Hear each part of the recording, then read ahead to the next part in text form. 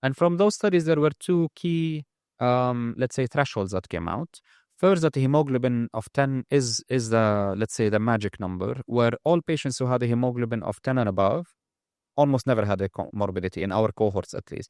Patients who had a hemoglobin of less than 10, they started having morbidities. And once it goes less than 7, it dips. It becomes very probable that they will get morbidity.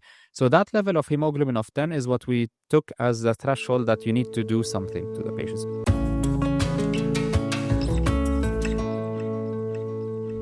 Welcome to EHA Unplugged, the official podcast channel of the European Hematology Association, EHA. I am your host, Isabel Olivera, and today we have the pleasure to have with us Professor Khaled Musallam.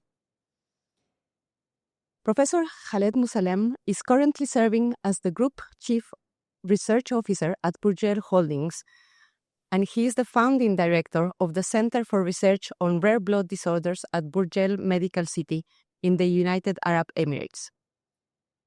Under his leadership, this center has become a regional and global hub for research and innovation, focusing on improving the outcomes of patients with rare blood diseases such as thalassemia. Professor Musallam's work has transformed the management of non-transfusion-dependent beta thalassemia, NTDT, worldwide. Through international collaborations across the Middle East, Europe, and the United States, Dr. Musallam has authored highly cited guidelines that serve as global standards for NTDT management. He is the recipient this year at the EHA Congress of the EHA Clinical Excellence Award. Congratulations, Dr. Musallam, and thank you for being with us today. Thank you. It's a pleasure to be here.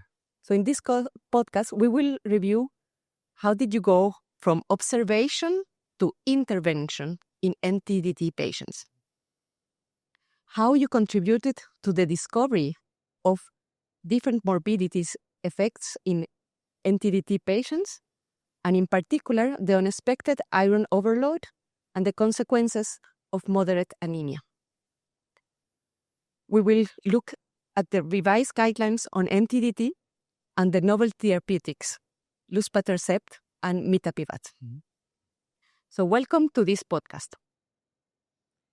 Our first question for you is, what initially drew you to beta thalassemia research? Well, it all started actually when I was in medical school. I started being geared more towards clinical research, and if I wanted to take a full career in clinical research, I wanted it to be relevant to my region, which is the Middle East broadly. So I was at the American University of Beirut at the time.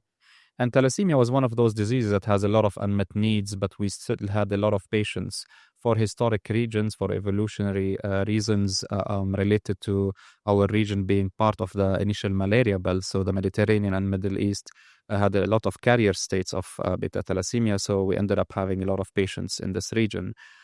So that's what made me interested. And I was very lucky to have a very great mentor, Professor Ali Taher, who was actively working in that field. So that actually led one thing to another. And that became the, let's say, research program or research subject that I'm interested in to take forward for my clinical research journey. Can you explain the types of beta thalassemia and their severity? Sure. So it is actually an active transformation, the terminology. The one thing we always advise our colleagues is don't get stuck on the terminology. What matters is for you to know the patients. But that aside, theoretically speaking, beta thalassemia is an inherited disorder of hemoglobin synthesis. So patients usually need to inherit 2 defective genes from both parents. It's a recessively inherited disease. And they will end up with a mutation or a change in the gene that codes the beta globin chain of our adult hemoglobin molecule that carries oxygen in the red cells. Consequently, the result is what we call ineffective erythropoiesis, and that's when the bone marrow in the body cannot release enough red cells because of that defective chain imbalance in them. They die prematurely in the bone marrow, or even if they escape to the circulation, we have what we call hemolysis, and that's both combined, they lead to a chronic state of anemia. So when we looked at beta thalassemia in the past, we were mainly looking at their initial presentation. So if patients presented very young, younger than 2 years of age with severe anemia. We're talking about a hemoglobin in the range of 3, 4, 5. Immediately, we label these patients as having beta thalassemia major, and they're put on regular transfusion programs. Now, the other group of patients which still inherited both genes that are defective, so they're not just carriers of the disease, but they present a bit later in childhood, and they have mild to moderate anemia, usually in the range of 7 to 10 grams per deciliters of hemoglobin. These were patients that were labeled as having beta thalassemia intermedia, and the normal course of action was just to observe these patients, maybe give them some folic acid, something to sustain a little bit of hemoglobin, but we didn't feel the need that we need to do something about this anemia, assuming that they can tolerate it and sustain it. Now, around 10 years ago, and that's where we started realizing that this beta thalassemia intermedia is not an intermediate, it's not so benign as a disease. So we thought these terminologies are a little bit fooling both the patient and the physician, that they shouldn't expect anything bad to happen in the disease in the long run. So we decided to change the terminology. Not that the old terminology is not valid, we still use it actually on a day-to-day basis, but we started calling the thalassemia intermedia patients are non-transfusion-dependent thalassemia, NTDT, and the thalassemia major patients as transfusion-dependent thalassemia, TDT, simply because we wanted to signify the importance of receiving or not receiving transfusion, which is a physician choice at the end of the day in the pathophysiology that follows in this disease. So that's why the whole field got split now into NTDT, TDT. All the novel therapy trials are done separately for NTDT, TDT. The guidelines that were released with the Thalassemia International Federation are also split as NTDT, TDT. So one thing that we realized after introducing the terminology is that there is a population that we're missing in this definition because it's too cross-sectional. It's just looking at the patient now, are they getting transfusion or not? But the disease can be dynamic. So patients could be NTDT and then they transition to become TDT. And so on a period of 10 years, around 15% of patients could transition from NTDT to become transfusion dependent. Again, that could be just a physician choice or a patient choice, but we also saw some risk factors, which is the anemia and multiple morbidity, is making patients transition to become TDT, which we called phenoconversion for these patients. So there are dynamic terminologies, and we usually, again, as I said, try to educate our colleagues that don't just get stuck with the name, just focus on the patient and observe the patient for a while for you to understand their underlying disease severity. When you evolve from non-transfusion dependent to transfusion dependent, yeah, can you go back to non-transfusion? It would be hard to have that without something being introduced to the patient. So now all the novel therapies that are being used in transfusion-dependent thalassemia are reducing the transfusion requirement for those patients, and sometimes they're reaching transfusion independence. So in reality, they are becoming non-transfusion dependent, but that is hard to happen just naturally in the disease. So the disease doesn't get better on its own. Now, there could be some mutations that we're unaware of that happen, get acquired, that lessen the burden of the disease. But usually, if a TDT patients become NTDT, there has been some intervention involved. Okay. You led initial observational studies that revealed 3 major causes of morbidity for NTDT. So iron overload, ineffective erythropoiesis with anemia, hypercoagulability with vascular disease. Yes. So let's start with iron overload.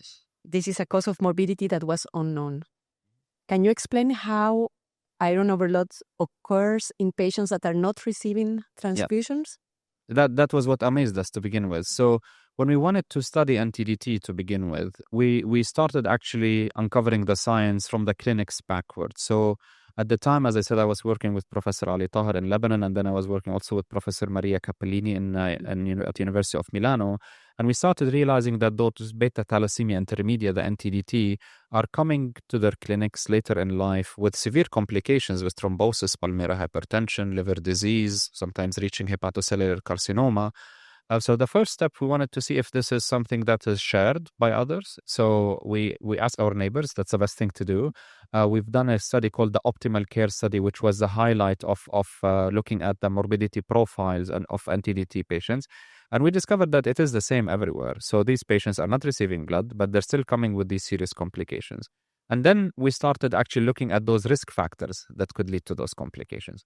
So the story of iron also started, I would say, 15 years back.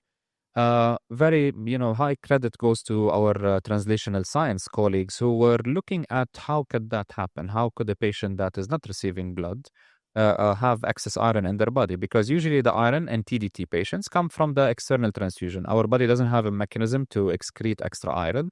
So if you're receiving red blood from outside and this has its own iron, excess iron, your body cannot get rid of it. It starts accumulating in the heart primarily and the liver.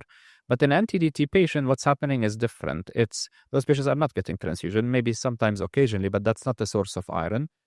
What happens is that the body is fooling itself into believing that it can produce red cells. So the bone marrow starts sending erythroid signals to the liver that releases a specific hormone called hepcidin, and that's what regulates how much iron we absorb from our gut.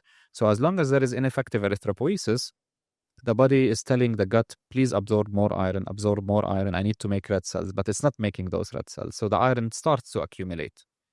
So that was clear for us that there is a pathophysiology undergoing. We're not imagining iron in these patients. So clinically speaking, we wanted to say, should we care about this iron? Is it accumulating that fast, similar to someone who's getting transfusion? And we've done a lot of observational studies. We learned that it is a slow process, lower than transfusional iron overload, but it can reach really significant levels. So patients can reach those high serum ferritin, liver iron concentration levels that we see in transfused patients. And we've done a lot of correlation studies to see, are these high iron levels related to those morbidities that we saw in patients in the clinics?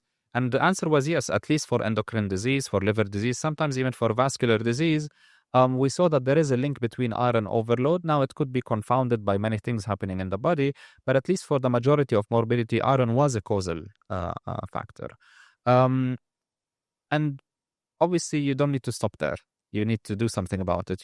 We don't want to just tell patients, now we know what's going on, but we don't have a solution. Luckily, in the iron overload world, iron chelation has been there. We've been using it for decades in transfusion-dependent patients. So all we needed to see, can we apply the same in non-transfusion-dependent patients? First, we've done observational studies to see what levels of iron we need to start chelation on. What should be our target iron overload level? This all came from observational studies, hence why from observation to intervention. And that informed the clinical trial. So the first clinical trial of iron chelation NTDT was called Thalassa, with a drug called deferocyrox, an oral iron chelator. And it met its primary and secondary endpoints, and it led to registration in FDA and EMA, and iron chelation became a standard for NTDT patients as well.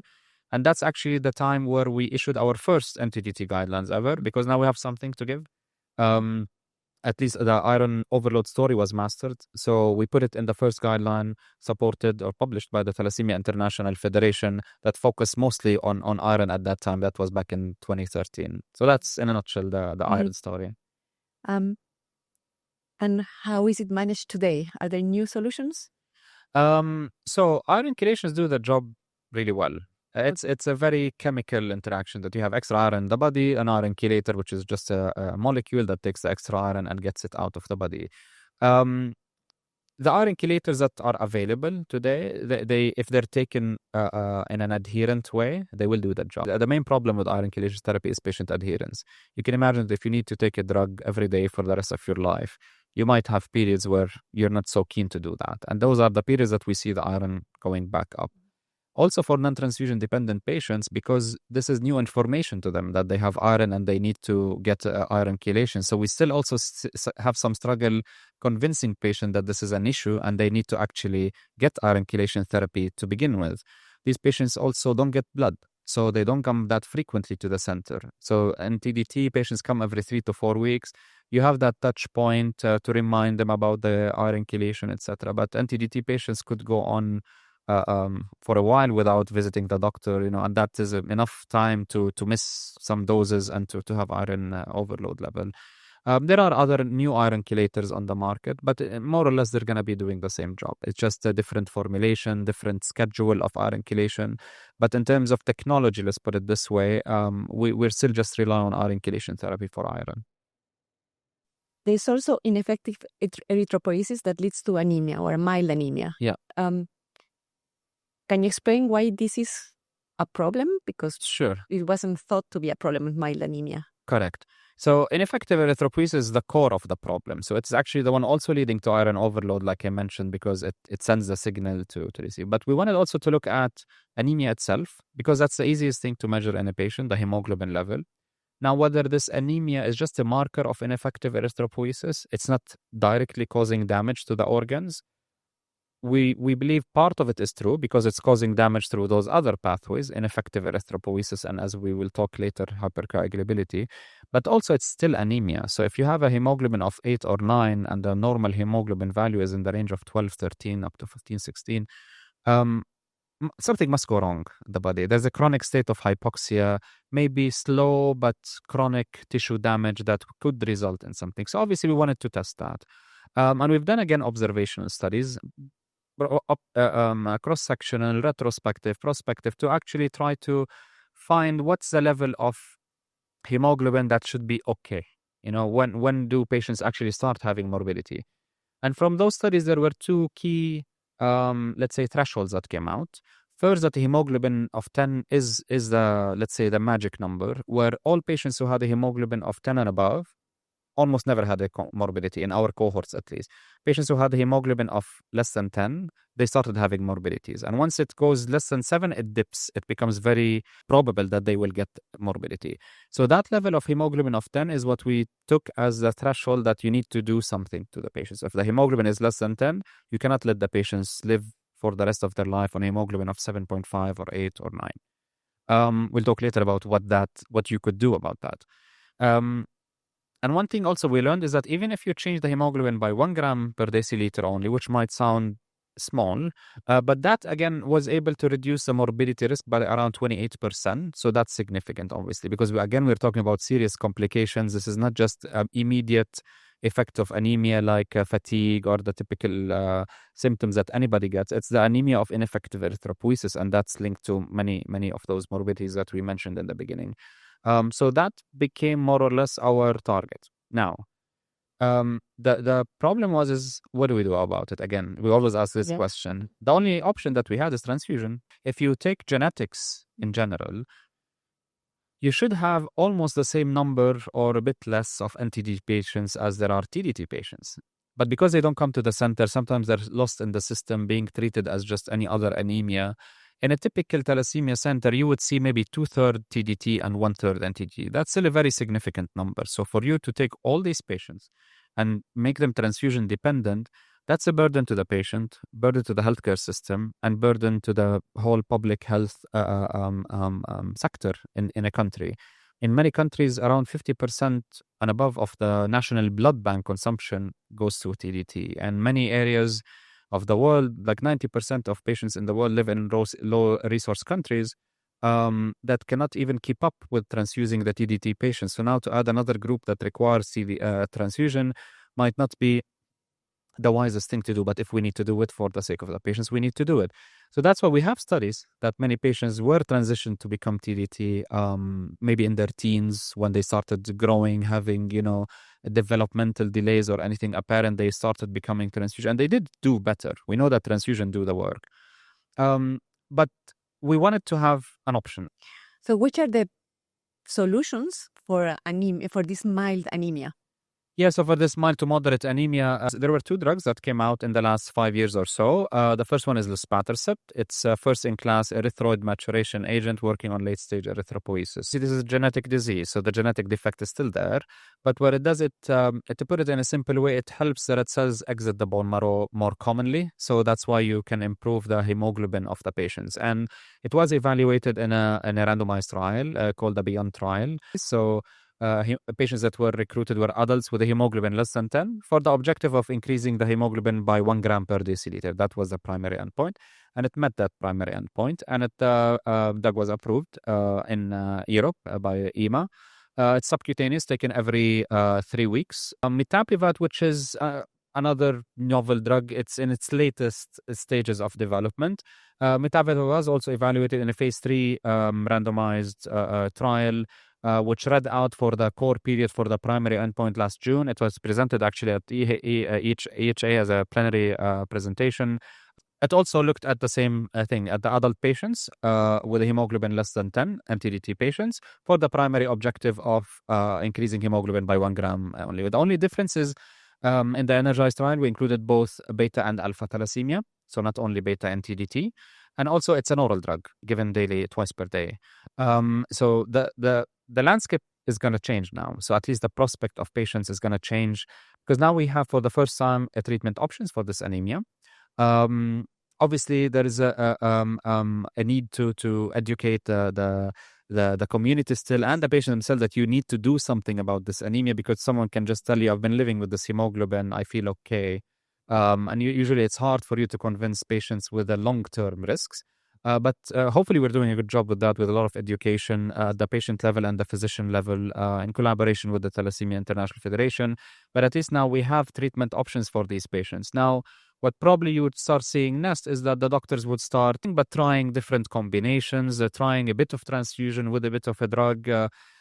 This is what the phase that we always rely on called the real-world evidence phase, where, we're following the prescribing information of the drugs, but doctors also want to be innovative and try to find the right regimen for their individual patient. And we start seeing some combinations in action that we, again, put back into studies to try to confirm if these combinations are better. So as much as the iron overload story has been in a steady state, it's stable for these patients. Now we know when to assess the patients and how to treat them with iron chelation. I think the next few years will be about learning back again how to handle the anemia for these patients. And this is what we introduced in our revised Thalassemia International Federation guidelines from 2023, where we no longer only talk about iron as a need for treatment, but also anemia with everything that I mentioned, that at hemoglobin less than 10, we need to have treatment, especially in symptomatic patients, to improve hemoglobin by at least 1 gram. And we introduce also even luspatercept in these guidelines as an option alongside transfusion to treat the patients. Are these new drugs available in low-income countries where this is more prevalent? So luspatercept is. So it's after the EMA approval for NTDT, many countries adopted it. Mitapivat is still under review now by the FDA and the EMA, so we'll know the results by September. Okay. There's always an issue, obviously, with affordability and access to these drugs. And we always call on pharma to try to find innovative ways to make it affordable to patients, because as I said before, 90% of patients are in low resource countries. So if we're not even able to find blood, how can we afford targeted therapies that come at high cost? So everyone needs to work on this. Physicians, patient organizations, the industry together, to see how we're able to actually offer these advances to patients in need. And what about the third morbidity cause, hypercoagulability? Yeah, that's always an interesting one. We started calling now thalassemia as a hypercoagulable state. Also, it was a surprise in one way or another, because it's an anemia. Why would you have hypercoagulability? But there is a lot of studies that came 20 years plus ago that actually found out that those red cells that are hemolyzing in the circulation of the patients, they expose certain markers on them that makes them thrombogenic. So the red cells are actually what's causing the hypercoagulability, along with other, let's say, dysfunctions in the coagulation cascade, increased platelets. We've started seeing, especially in patients who remove the spleen, because that was a relatively older practice, that if you remove the spleen of the patients, you are actually able to raise the hemoglobin by 1-2 grams. Now it's less commonly practiced, because we realize when you remove the spleen, you remove the ability of the body to get rid of those hemolyzed red cells. So if they stay in the circulation, they can cause clots. That's why patients present with deep vein thrombosis or even arterial thrombosis. And we think that at least that partially explains the pulmonary hypertension because of microthrombi in the pulmonary circulation. So hypercoagulability has been established as a cause for thrombotic disease, but we didn't do much about this one. So that's one area that I think we need to do some work. Obviously, there's a lot of antiplatelets, anticoagulants out there, but they were never specifically tried out in thalassemia population. One difficulty here is that the thrombotic activity happens a bit late. So you need to run really long trials to see if you can really prevent thrombotic events. So most of the time now we rely on the usual standard medical and surgical guidelines for risk assessment and prevention of thrombotic events in the general population or in other patient subgroups. But that's one area that requires a little bit of work still from our end. If you want the audience to remember just one thing from this podcast, what would it be? Well, I would have to think of multi-stakeholder audience. So if it's a general practitioner audience, keep NTDT on top of your mind when you're looking at a patient that's presenting with anemia that's not clearly identified as iron deficient, or they're not responding to iron, and consult with a hematologist.